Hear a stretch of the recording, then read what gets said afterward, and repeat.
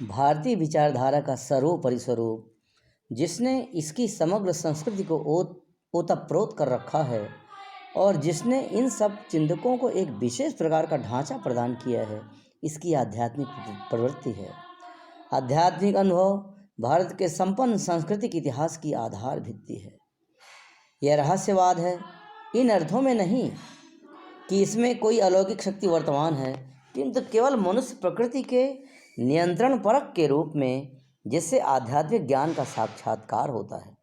जहाँ यहूदियों और ईसाइयों के पवित्र ग्रंथ अधिकतर धार्मिक और नीति परक हैं, वहाँ हिंदुओं के ग्रंथ अधिकतर आध्यात्मिक और ध्यान परक हैं। भारत में जीवन का एकमात्र ध्येय ब्रह्म के नित्य सत्ता स्वरूप को जानना है। समस्त दर्शन शास्त्र की परम धारणा है कि कोई भी पदार्थ जो यथार्थ सत्य है, स्वतः विरोधी नहीं हो सकता। विचारधारा के इतिहास में इस धारणा के महत्व को समझने और ज्ञानपूर्वक इसका उपयोग करने के लिए कुछ समय अवश्य चाहिए। ऋग्वेद में साधारण ज्ञान की प्रामाणिकता की आकस्मिक स्वीकृति पाई जाती है। जब हम उपनिषदों की विकासावधि पर पहुँचते हैं, तार्किक समस्याएं प्रादुर्भूत होकर ज्ञान के मार्ग में कठिनाइयां उपस्थित कर देती हैं। उन कठिनाइयों के अंदर ज्ञान की मर्यादाएं निर्दिष्ट करके अंतर्दृष्टि के लिए उचित स्थान की व्यवस्था कर दी गई है, किंतु यह सब अर्ध दार्शनिक विधि के रूप में है।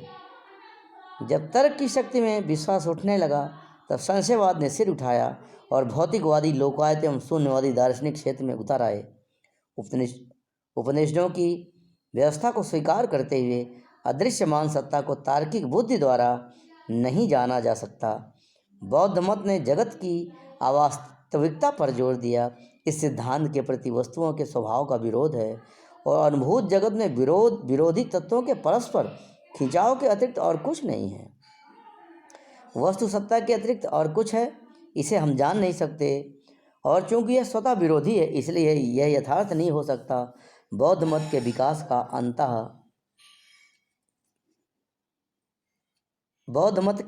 का अंत इसी परिणाम के साथ होता है। नागार्जुन के सिद्धांत में उपनिषदों की मुख्य व्यवस्था का दार्शनिक दृष्टि से समर्थन किया गया है। वास्तविक सत्ता का अस्तित्व है, यद्यपि हम उसे जान नहीं सकते, और जो हम जानते हैं वास्तविक नहीं है, क्योंकि जगत की बुद्धिगम्य पद्धति के रूप में की गई प्रत्येक व्याख्या भंग हो जाती है।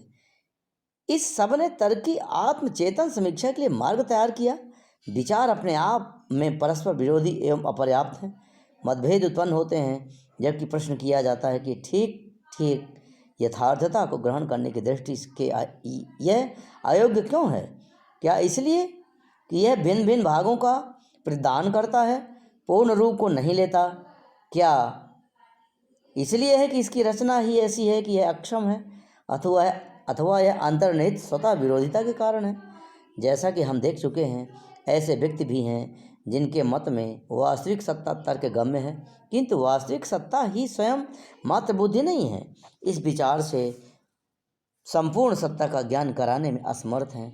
ब्रैडले के शब्दों में, वह क्या से ऊपर है। विचार हमें वास्तविक सत्ता का ज्ञान कराता है, किंतु वह केवल ज्ञान मात्र है, स्वयं वस्तु सत्ता नहीं है।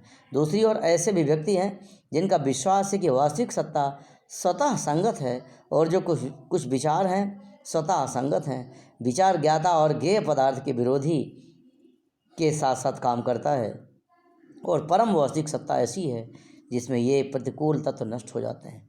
अत्यंत ठोस विचार जहाँ तक यह अनेकों को एक में संयुक्त करने का प्रयत्न करता है, फिर भी अमूर्त है, क्योंकि यह स्वतः विरोधी है। और यदि हम वास्तविक सत्ता को ग्रहण करना चाहते हैं, तो हमें विचार को त्याग देना होगा। प्रथम कल्पना के अनुसार जो कुछ प्रकाशित करता है, वह वस्तु सत्ता के विरोध में नहीं जाता, किंतु केवल एक भाग का ही प्रकाश करता है। अवयव विशेष से संबंध रखने वाले विचार परस्पर विरोधी इसलिए होते हैं कि वे आंशिक हैं। जहाँ तक उनकी पहुँच है, वहाँ तक ही वे सत्य हैं, किंतु पूर्ण सत्य नहीं हैं। दूसरी कल्पना हमें बताती है वास्तविक सत्ता का ज्ञान एक प्रकार की विशेष भावना अथवा अंतर्दृष्टि द्वारा प्राप्त हो सकता है। पहले मत वाले भी यदि यथार्थ सत्ता का पूर्ण रूप में जानना अभीष्ट है, तो भावना द्वारा विचार का स्थान ग्रहण करने का आग्रह करते हैं। विचार के अतिरिक्त भी हमें एक अन्य तत्व की आवश्यकता है, और वह है दर्शन, जिस शब्द का प्रयोग दार्शनिक पद्धति, सिद्धांत अथवा शास्त्र के लिए होता है। दर्शन शब्द की उत्पत्ति दृश्य धातु से हुई है, जिसका अर्थ देखना। यह दर्शन या तो इंद्रियजन्य निरीक्षण हो सकता है या प्रत्ययी ज्ञान अथवा अंतर्दृष्टि द्वारा अनुभूत हो सकता है। यह घटनाओं के सूक्ष्म निरीक्षण, तार्किक परीक्षण अथवा आत्मा के अंतर निरीक्षण द्वारा भी प्राप्त हो सकता है। साधारणतः दर्शनों से तात्पर्य आलोचनात्मक व्याख्याओं, तार्किक सर्वेक्षणों अथवा दार्शनिक पद्धतियों से होता है। दार्शनिक विचार की प्रारंभिक अवस्थाओं में दर्शन शब्द का प्रयोग इन अर्थों में हमें नहीं मिलता, क्योंकि उस समय दार्शनिक ज्ञान अधिकतर आभ्यंतर दृष्टिपरक था। यह दर्शाता है कि दर्शन अंतर्दृष्टि नहीं है, भले ही यह उससे कितनी ही संबद्ध क्यों न हो। संभवतः इस शब्द का प्रयोग बहुत सोच विचार के बाद उस विचार पद्धति के लिए किया गया है जिसकी प्राप्ति तो अंतर्दृष्टि जन्य अनुभव से होती है, पर जिसकी पुष्टि तार्किक प्रमाणों द्वारा परम अद्वैतवाद की दर्शन पद्धतियों में दार्शनिक ज्ञान विचार की शक्तिहीनता का भाव हमारे समक्ष रखकर आंतरिक अनुभव का मार्ग तैयार करता है। उदार अद्वैत पद्धतियों में जहाँ वास्तविक सत्ता को एक पूर्ण ठोस रूप में माना गया है, दर्शन शास्त्र अधिक से अधिक यथार्थ सत्ता की आदर्श पुनर्रचना का विचार हमें देता है, किंतु वह यथार्थ हमारी निरानंद श्रेणियों से कहीं ऊपर और इन चारों ओर और इनसे भी अतीत है। परम अद्वैत में यह आंतरिक अनुभव है जो हमारे सामने वास्तविक यथार्थ सत्ता को उसके पूर्ण रूप में प्रकट करता है। ठोस अद्वैतवाद में जहाँ ज्ञान का संपर्क भावना एवं मानसिक अनुराग के साथ होता है, यह आभ्यंतर दृष्टि है।